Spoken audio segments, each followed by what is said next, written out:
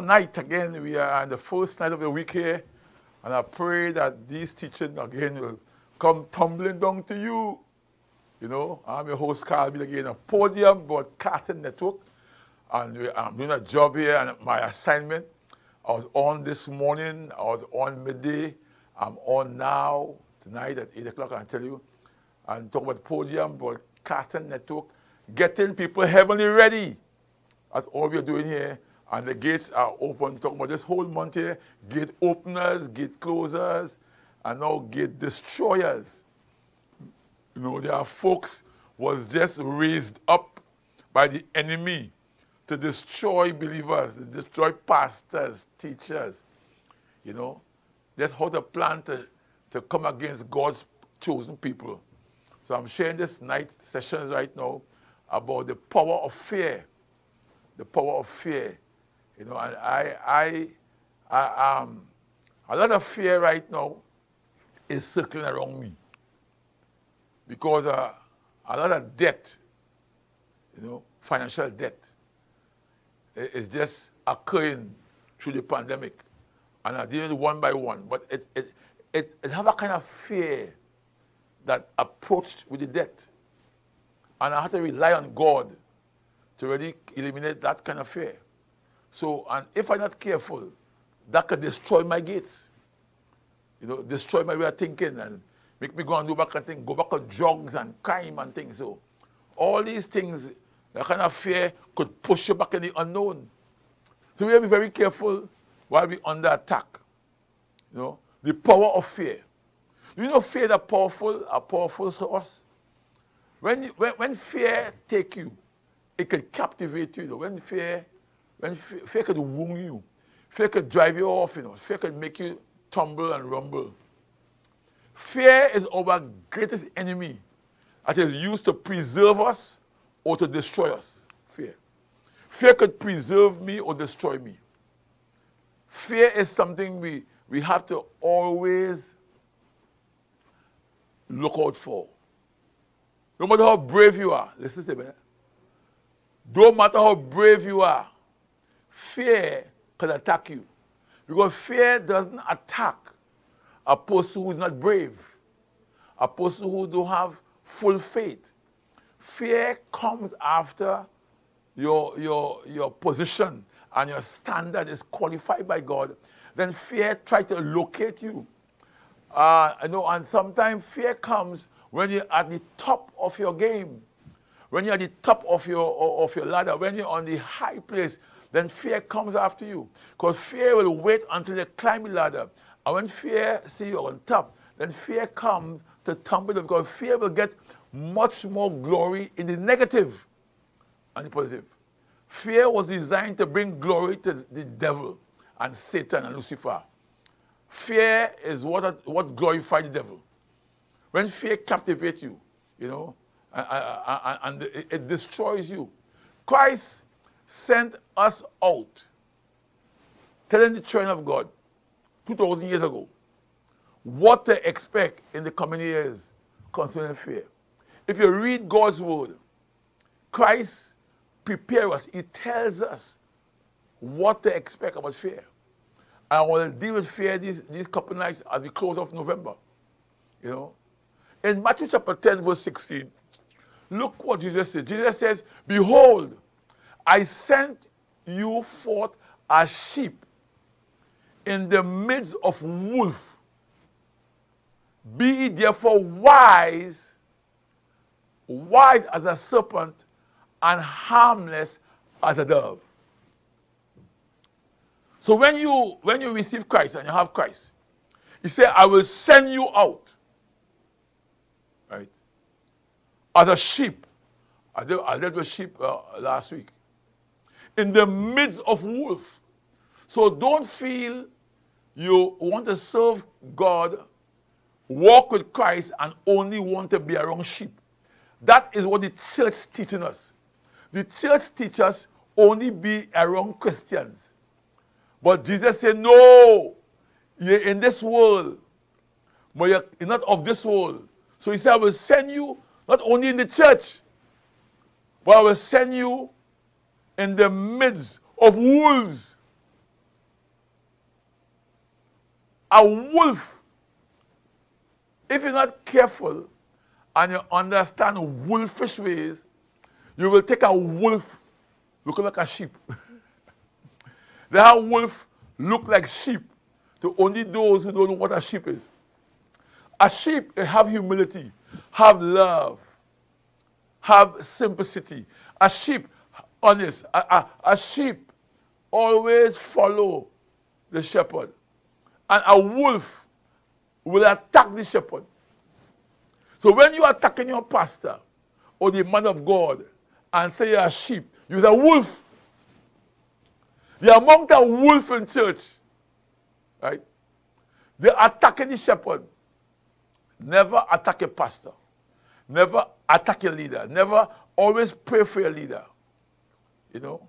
Your leader, you don't attack your leader. You don't approach and push him over the cliff. Because he's the one who can take the sheep from going over the cliff. So he said, I send you out in the midst of wolves.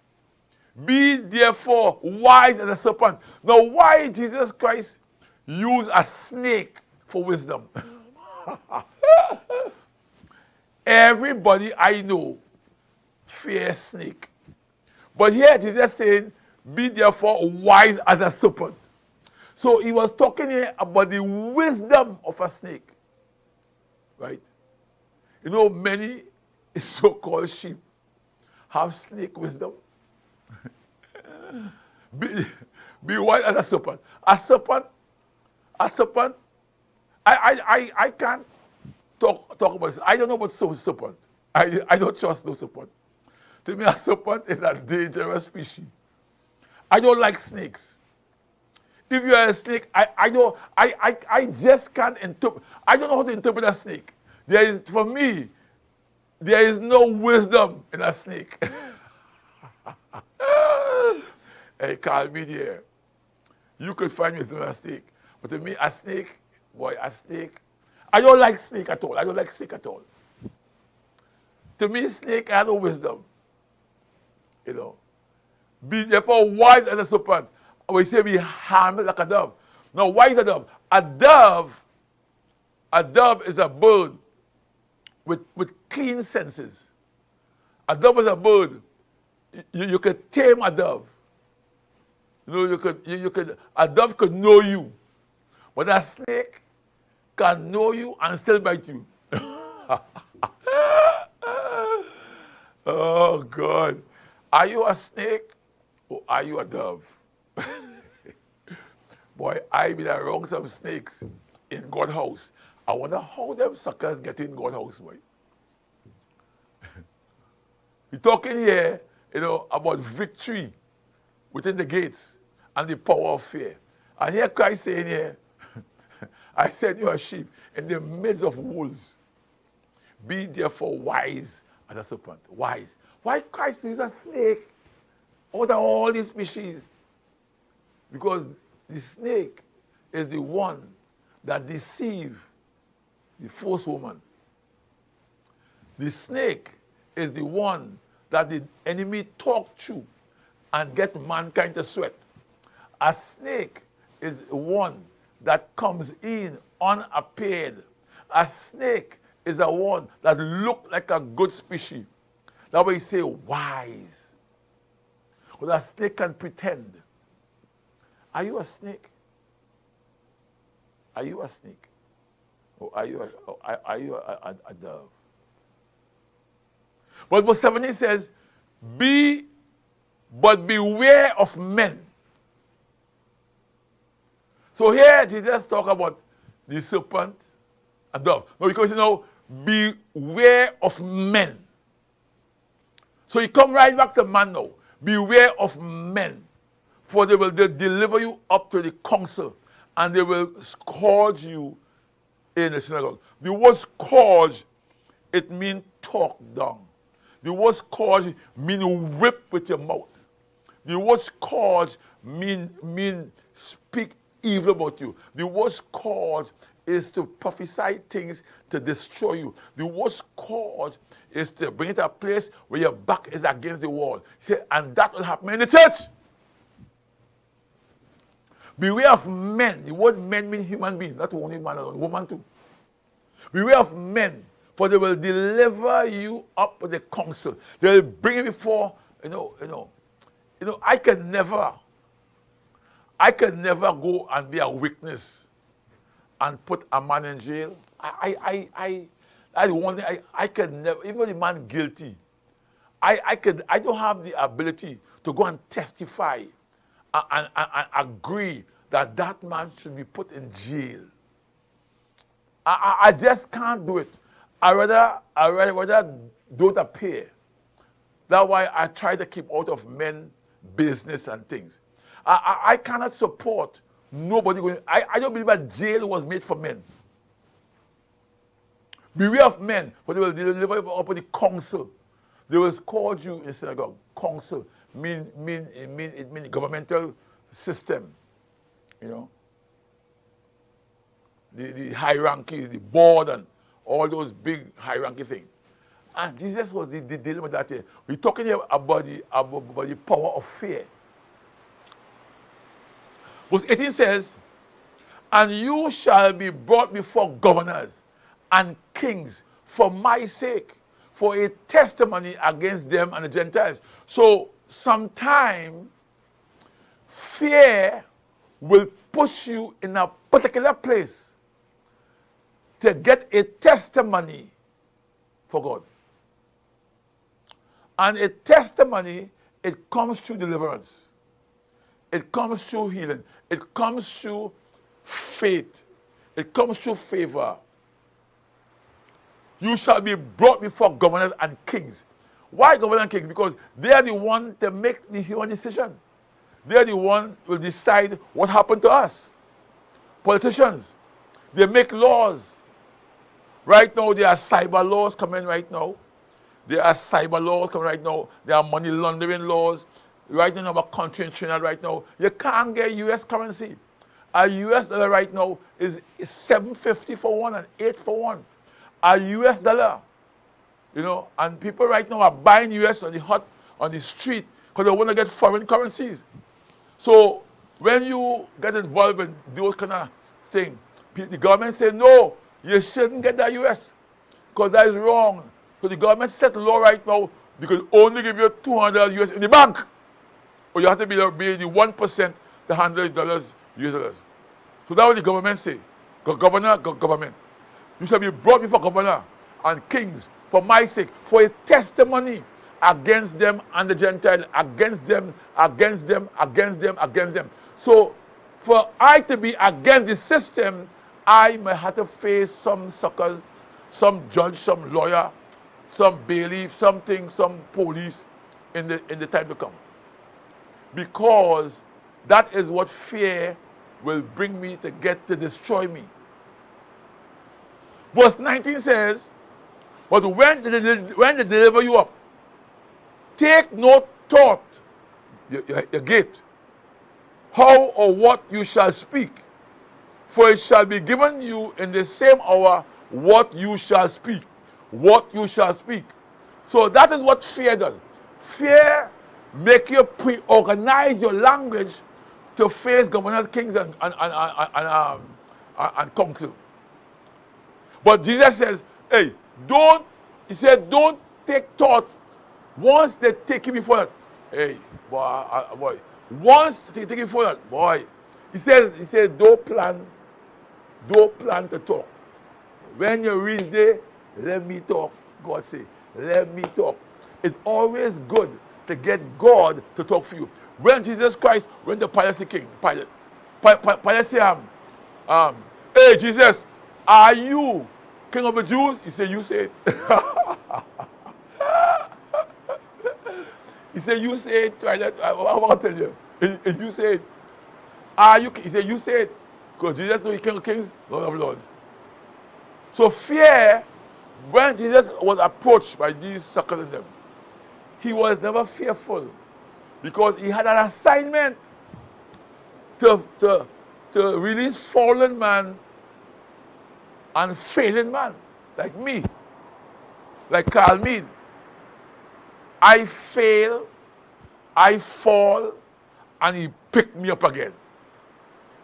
Every time I fail and I fall, he picks me up again. I love that. Come on, try it. He picks you up again. Because you are a sheep and he a shepherd. He picks you up again. But you have to know the shepherd's voice. He picks you up again. Every time I messed up and I tumbled up, my wife messed up, or my train messed up, what do you do? He's there to pick them up again. And that is what Jesus says. He says, so take no thought. Your head, your thoughts, your gates. Your thoughts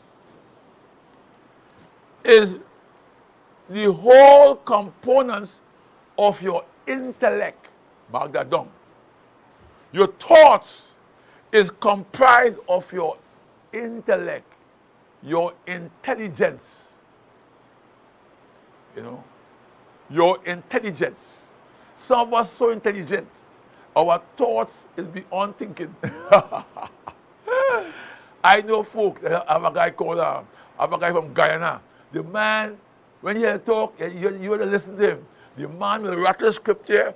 When he done, he empty a pocket with money. He borrow the money, he never pay it back. Good friend of mine. When a man talk, the man talk. The man's brain will make me listen. I don't like to be around folk. I got no more. So he said, take no thought what to say. You know, what to speak. For it shall be given to you the same hour. Same hour. I like that same hour. The same hour. Same hour. The same hour. That means you have to have dependency on the Holy Spirit. I thank God for this message. I'm talking to me here. And in the same hour, what you shall speak. And verse 20 says, for it is not you that speak, but the Spirit of your Father which speaketh in you and through you. I'll stop there. I'll comment. So I'm talking here. When you have that kind of connection, and you know God is there for you, man, you will shut your mouth and open when God said talk. Hey, call me here. We are talking here. Gate destroyers and the power of fear. I'm coming again tomorrow night. God bless you. Enjoy your night. Much love.